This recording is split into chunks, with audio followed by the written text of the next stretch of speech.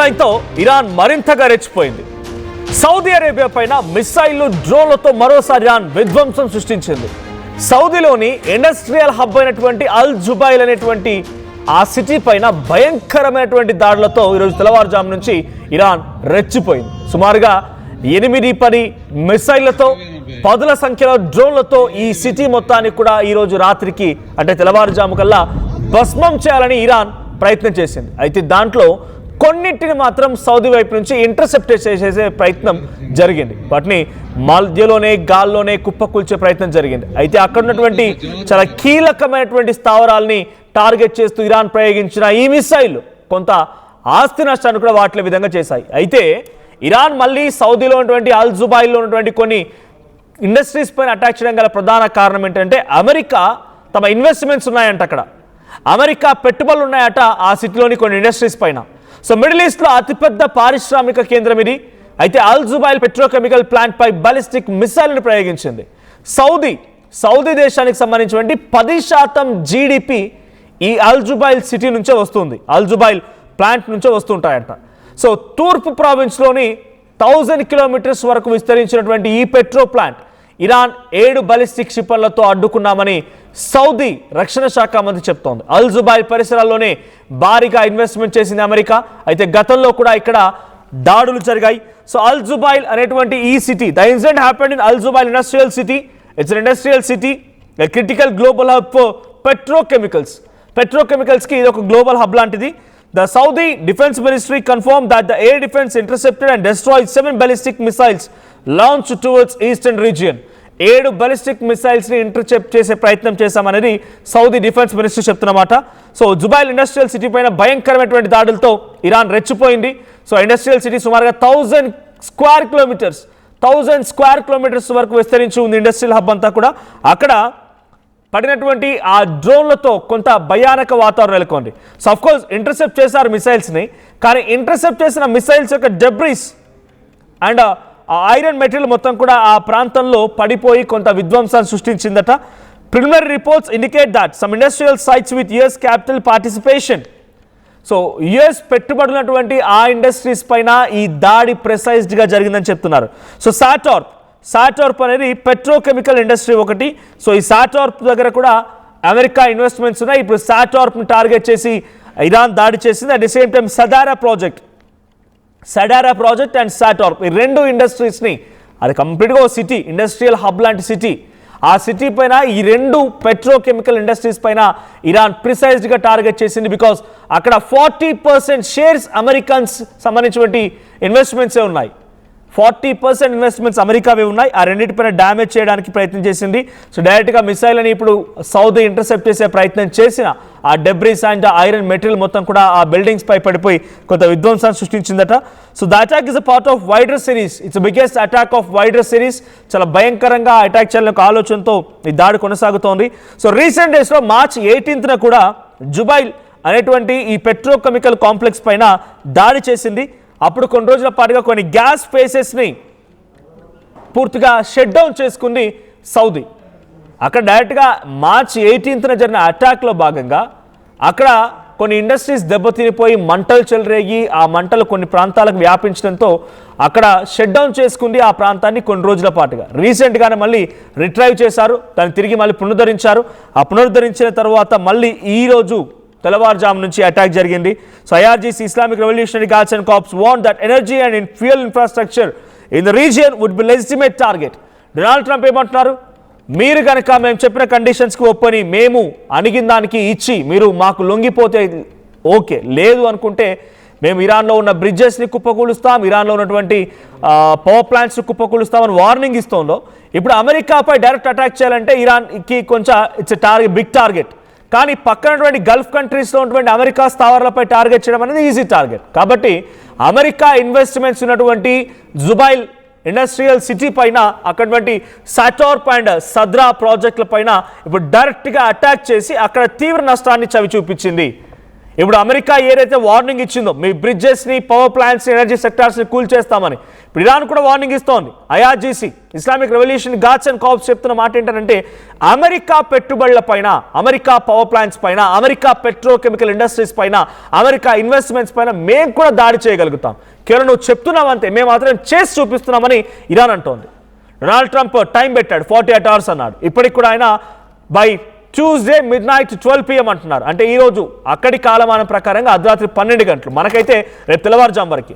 So తెల్లవారుజాము 4 గంటల వరకల్లా భయంకరమైనటువంటి దాడులకు పాల్పడతాను, మీ బ్రిడ్జెస్ని కుప్పకూలుస్తాను, మీ పవర్ ప్లాంట్స్ని పేల్చేస్తాను, ఇండస్ట్రీస్ని పూర్తిగా సర్వనాశనం చేస్తాను వార్నింగ్ ఇస్తున్నాడో, నువ్వు కేవలం వార్నింగ్ మాత్రమే ఇస్తున్నావు, నేను మాత్రం చేసి చూపిస్తున్నాను అన్నట్టుగా ఇరాన్ ఆల్రెడీ అమెరికా ఇన్వెస్ట్మెంట్స్ పైన, సౌదీలో ఉన్నటువంటి సాటార్ప్ కానీ, తర్వాత అటు సదారా ప్రాజెక్ట్స్ పైన దాడి చేసింది.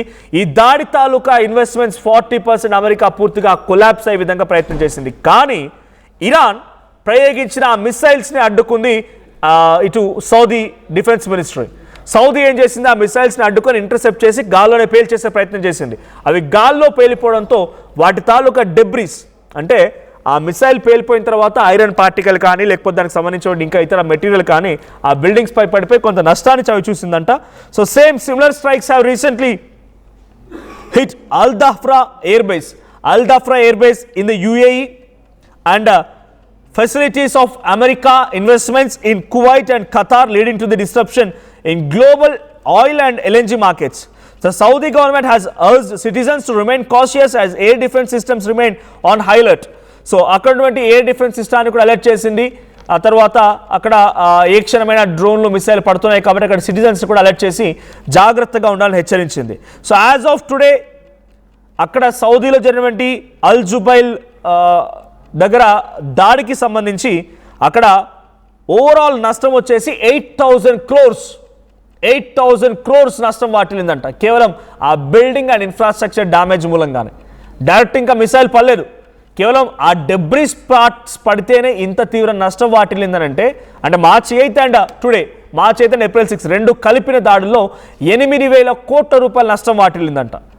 డైరెక్ట్గా మిసైల్ పడి ఉంటే ఎన్ని కోట్ల రూపాయలు, 1000 square kilometers విస్తరించినటువంటి ఈ నగరం ఎంత విధ్వంసం అయిపోయేది, ఎంతలా బూడిదమయంగా మారిపోయేది. సో అది కొంత ఆందోళన గురి చేసే అంశం అన్నట్టుగానే అటు సౌదీ భావిస్తోంది. At the same time April 6 నిన్న రస్తనురా రిఫైనరీ పైన అటాక్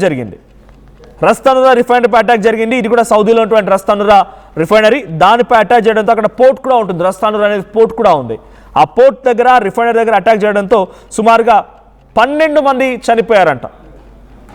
12 మంది చనిపోతే సుమారుగా ఇద్దరు గాయాలయ్యాయి.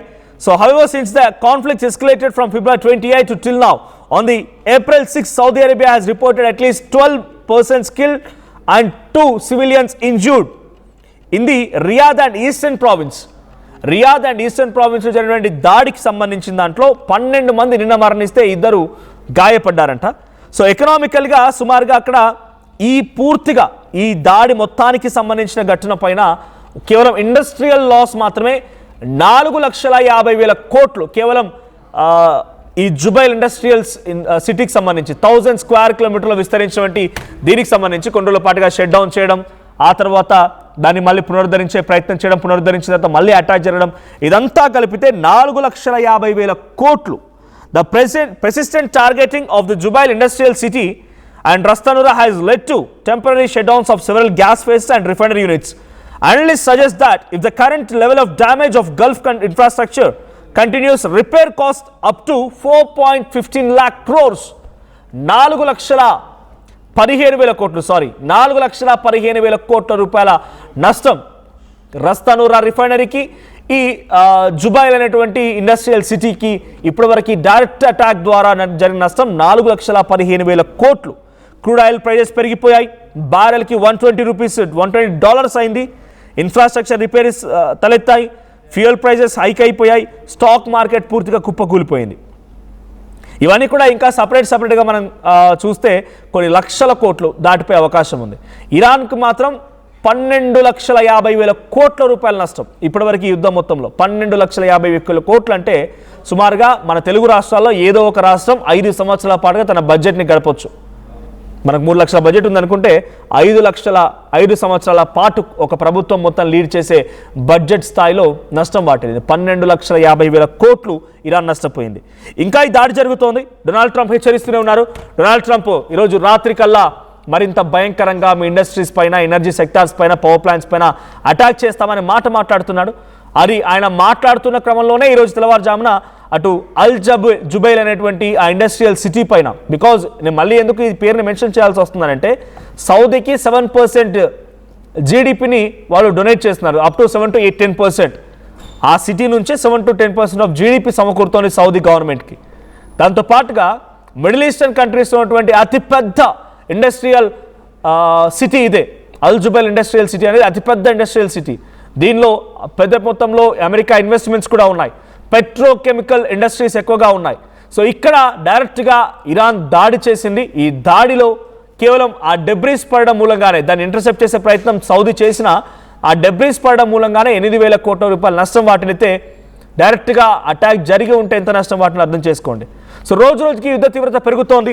డొనాల్డ్ ట్రంప్ వార్నింగ్ పెరిగిన కొద్దీ ఇరాన్ తమ అటాక్స్ని పెంచుతోంది. ఈ అటాక్ రాత్రికి మరింత తీవ్రతరమయ్యే అవకాశం ఉంది. రోజు రోజుకి అటాక్స్ పెరగొచ్చు. ఈ అటాక్స్ పెరిగిన కొలది ఇంకా భారీ నష్టం ఫైనాన్షియల్గా అండ్ అట్ సివిలియన్స్ ఇంజురీస్ కానీ, సివిలియన్స్ డెత్స్ కానీ, క్యాజువాలిటీస్ కూడా పెరిగే అవకాశం ఉంది. సో ఫైనల్గా ఈరోజు రాత్రి కనుక భయంకరంగా మారితే ఎవరు గెలుస్తారు, ఏం జరగబోతోంది, ఏం జరిగితే బాగుంటుందని మీరేమనుకుంటున్నారు కామెంట్ చేయండి. Same time Iran, America, whom do you support, or ఇక్కడ జరిగినటువంటి యుద్ధంలో ఎవరు గెలుస్తారనుకుంటున్నారో కామెంట్ చేయండి.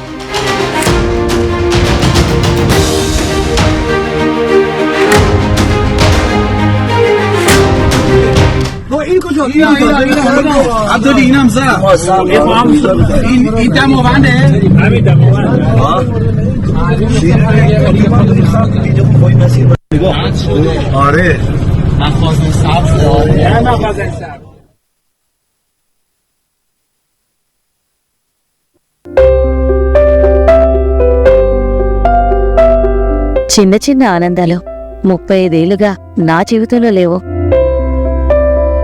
35 ఏళ్లుగా నేను డైపర్లలో బ్రతికాను.